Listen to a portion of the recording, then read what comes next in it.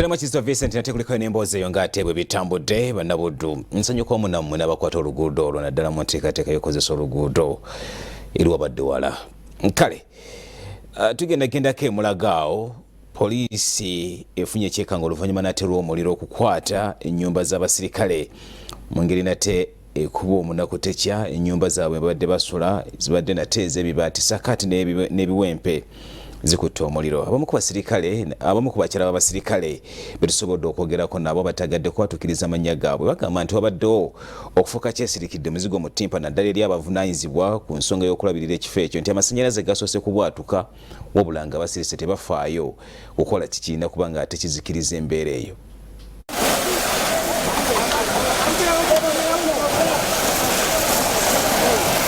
Gibadde mirangana biwoobe okuva mu bakyala b'abasirikale ku poliisi y'e Mulago emanyiddwa nga ey'akapaapaali nga kino kiddiridde omuliro gwakutte ne gwokya poliisi eno ne gutwalirako n'obuyumba bw'abasirikale mu kiro ekikeesezza olwaleero. Gabadde mabaati na bibaawo so olwavuddeawo ne gukulosinga ne gudda ku nnyumba endala awo. Omuliro kiteeberezebwa nti gwatandise ku ssaawa 2 ez'ekiro nga poliisi enzinnyamoto yatuukidde nga ebintu ebisinga omuli engoye n'ebintu ebikozesebwa mu ngeri eza bulijjo bimaze okubengeya. Obuyumba buno bubadde bwazimbibwa na ttaka wamu n'emmuli n'obumu bubadde bukutte mu mbinabina era abatuuze bawanjagidde gavumenti ya kuno okudduukirira embeera z'abasajja baayo.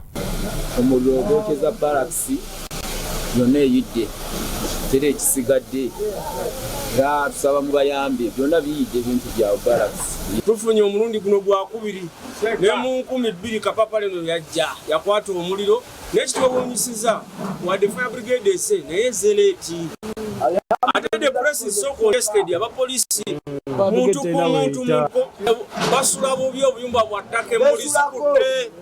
Abakyala b'abasirikale abatayagadde kwasanguza mannya gaabwe bategeezezza nti omuliro guno gwatandikidde ku masannyalaze era ne bagezaako okwekubira enduulu wabula ne batayambibwa. Patrick Onyango mugezi wa poliisi mu Kampala n'emirirwano agamba bamaze dde okutegeeza ekitongole kyabwe ekivunaanyizibwa kugulira abasirikale ebintu ng'engoye ez'okwambala. The fire outbreak was started at around 7:30 p.m. yesterday. It is alleged that it started in one of the self-help project houses.